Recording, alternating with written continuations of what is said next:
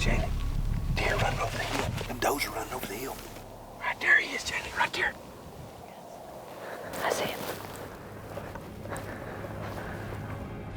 I see the does. Right, hang on. Oh, right here, Jaylee. Get right here and shoot him. That's him. Right.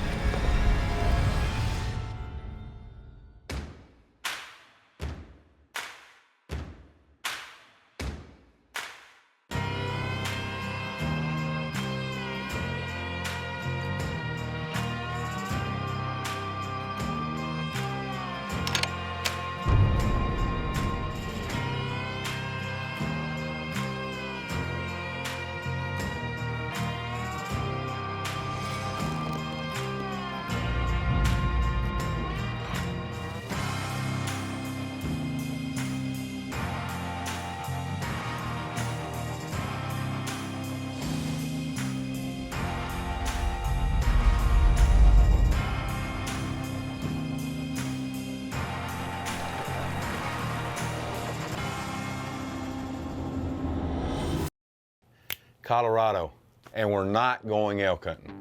We got an invite this last year from a friend of ours, Mr. Troy Earhart, saying, hey, he knows that there is a youth tag for Colorado mule deer December.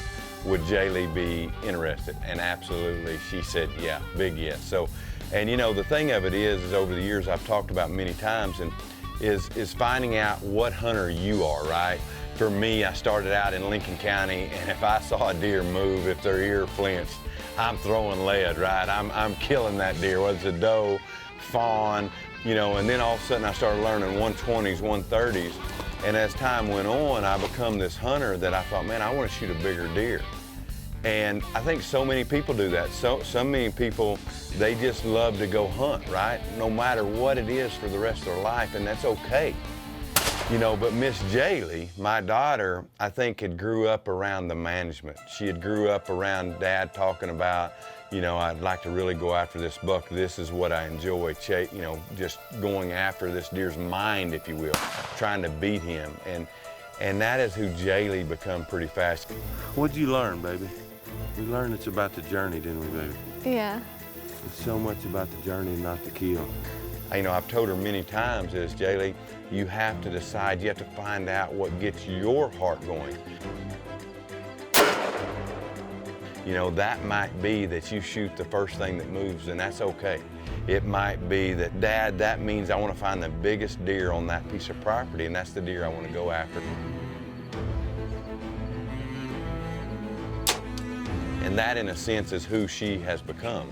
And I support that, no matter what it is. And so seeing that, being in Colorado, she was just going to let the time unfold to see what kind of deer we could see. Well, off to Colorado we go, and this time we're not going to chase elk, but we have 2 youth tags, and my daughter Jaylee and Mr. Dylan Perry has the other one, and let me just tell you, I'm excited.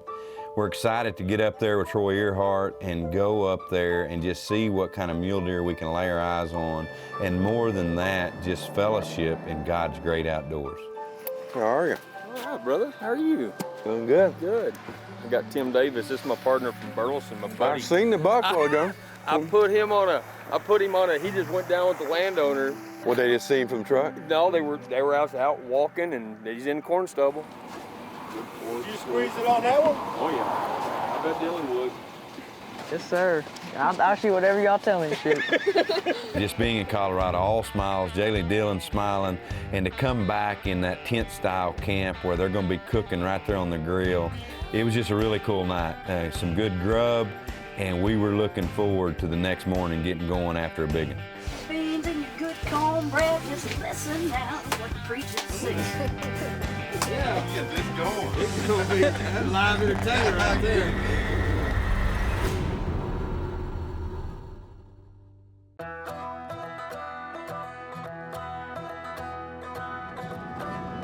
Our Colorado hunt starts. Jaylee and I have been thinking about it for a while, and it's here. That's how it does you. You think it's way off, and all of a sudden it's here, and we're here. We're starting right here.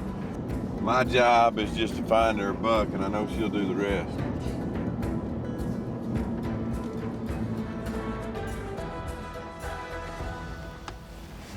Oh, there's a big buck out here. That out there in that brown. See, those deer, they're probably going to end up on our rough stuff. How big is he? I don't know, I ain't Skyline. His body is... I think he's a big deer. Well, we just got a big buck spotted, and we're gonna go try and get set up to wait on him. And the other deer went over, like they're gonna go over on our property, so hopefully he will too. And he kind of looks like he's headed that way. Well, guys, standing here where we belly crawled in, and just looking back, one of the biggest things I would say is just the networking of knowing people. Today with social media, we can know people, and if we treat people good, a lot of times they want to help us, and that's exactly what happened on this particular deal. We just got an invite to eastern Colorado, and I truly believe if you're treating people right and then just putting out some effort, you can have that chance to network, and it might lead to a great opportunity. Yeah, ours starts right here, Jay. I mean, they're coming to you, guarantee you.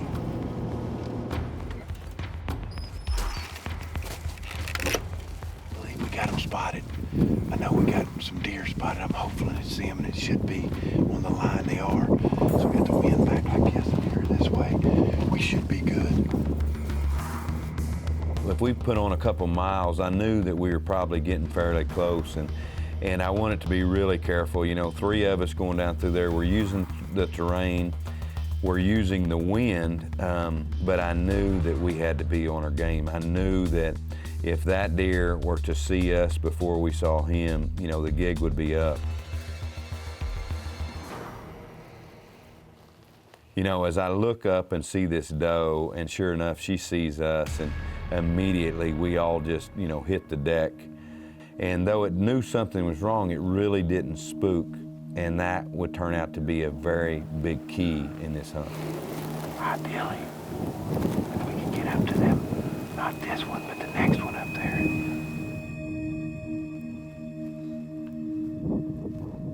As we get settled in there and we just know that this is a group of deer, when this big deer stands up. Oh, there's the big buck. Yeah, he's a big sucker. Where? The left toe. We were just in awe. I mean, to see a deer of this caliber, you know, our senses kicked in. Oh, he's a big, that sucker's, he's a giant.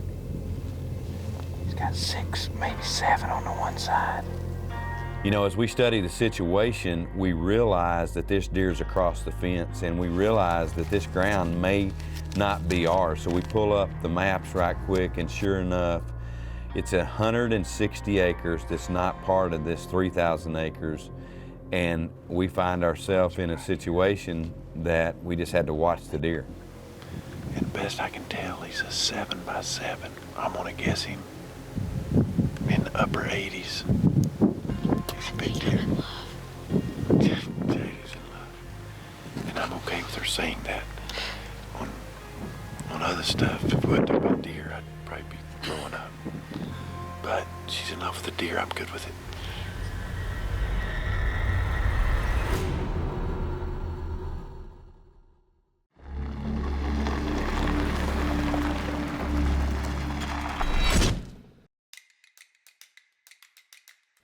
Well, we've been watching the deer, and as the day progressed, I realized, you know what, I think we could possibly have a better situation if we moved.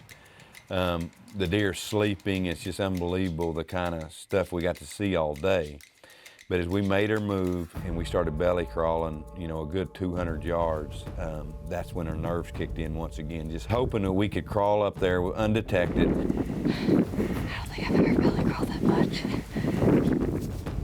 We had a yucca plant picked out. If we could just get to it, I felt like we'd be in a great position.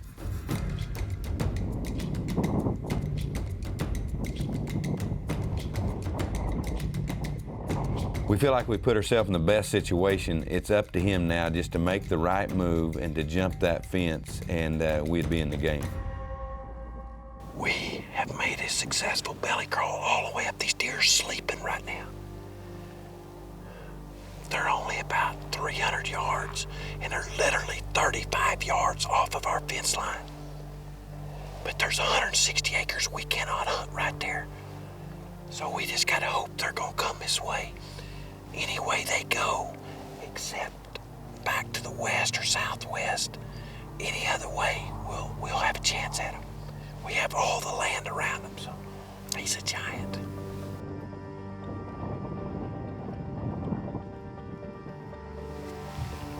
It ain't looking good. Those are filtering to the southwest, exactly what we don't want.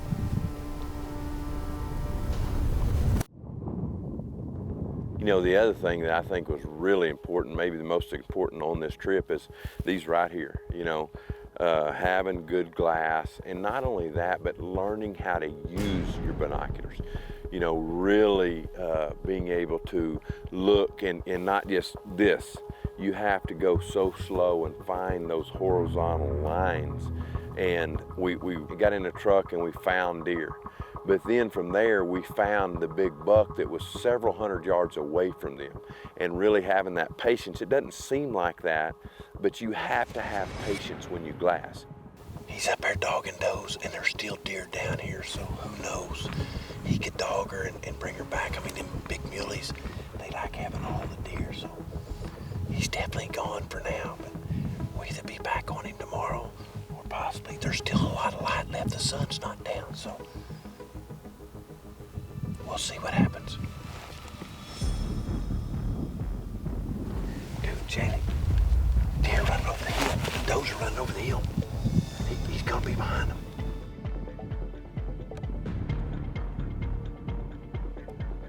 Right there he is, Jaylee, right there.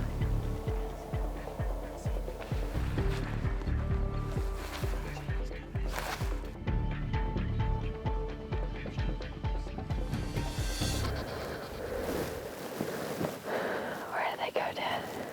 Right, hang on. Oh, right here, Jake. Get right here and shoot him. That's him.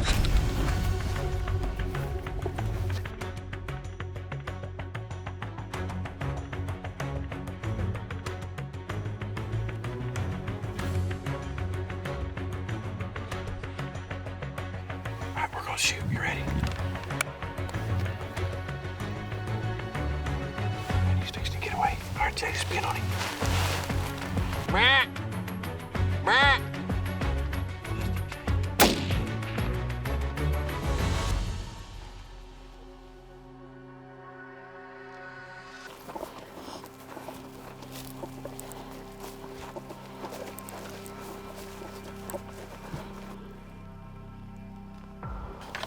I know Jaylee's sick. Anybody's deer hunted. I mean it. You know, Jay shot him back a little bit.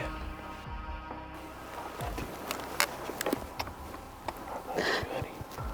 I'm proud of you. It's okay. She just shot a buck of a lifetime, guys. She hit him back, but it wasn't no easy shot. I had to stop him. He was getting away. He was running. Jaylee did. I put her on one side of the bush and she had to go on the other side of the bush. I think we're gonna have a deer. She hit him back. But I think we're gonna be good. I really do. I just wish I would have made a better shot. The good thing, he's in the heart of our place. Okay? So, probably we're gonna leave my pickup tonight. We're gonna go out right here and have somebody pick us up. You know, that night, seeing the doubt in Jaylee's eyes, and I know she saw the doubt in my eyes. And because I just was unsure, I didn't know for sure what the situation was. I knew that we had to wait. I knew that we didn't know enough to go forward that night. So we had a night of wondering, a night of if I'd have done this or if I'd have done that.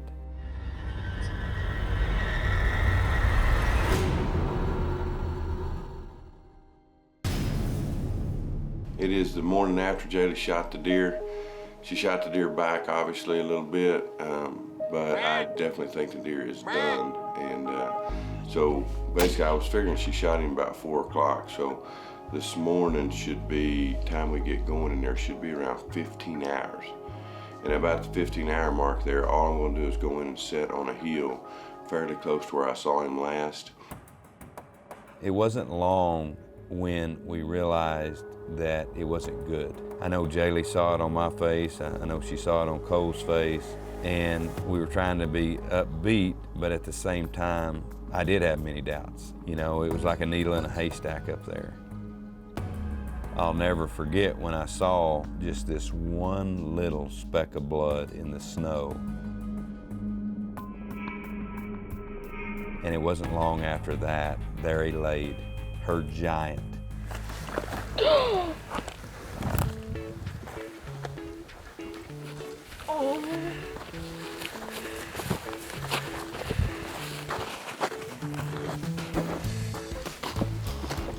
My girl. Just the endurance of having enough passion and wanting to, no matter what, stay. We didn't have food, but we had enough drive to stay after this deer, from belly crawling up, and hats off to Jaylee and Cole. It's just, you know, that passion that drives us hunters staying all day, and who wouldn't stay for this caliber of deer? More and more I'm shooting deer in the midday, and a lot of times you might shoot good deer in the evening or morning, and it's based off of you staying all day because you're not putting as much pressure when you do that. I don't know what to say. We just shake her head. I'm so grateful. It wasn't easy last night. She sat on this deer all day long. Cole, it did as well. You've had field producers with you all year that have put in, I mean, we just have so many people that help us, including our partners, because I'm just going to tell you, we don't take for granted getting to come to Eastern Colorado. No, it's not something that a lot of people get to do. Guys, this deer is probably going to be in the 200s. Jaylee, it's going to be in the 200s. I don't think I'll ever top this. I'll tell you what, I don't know how she got the tag and I did. I am tickled for her, and I'm tickled that she is humble enough to know that we ain't nothing, are we, huh? We have to lean on God for everything. You know, this deer, we talked about a little bit earlier that, you know, she didn't make the best shot. We're not denying that, but we are going to honor this deer today. We're going to be careful with him as we load him. We're going to take care of this deer. We're going to put him on the wall and cherish this for the rest of our lives.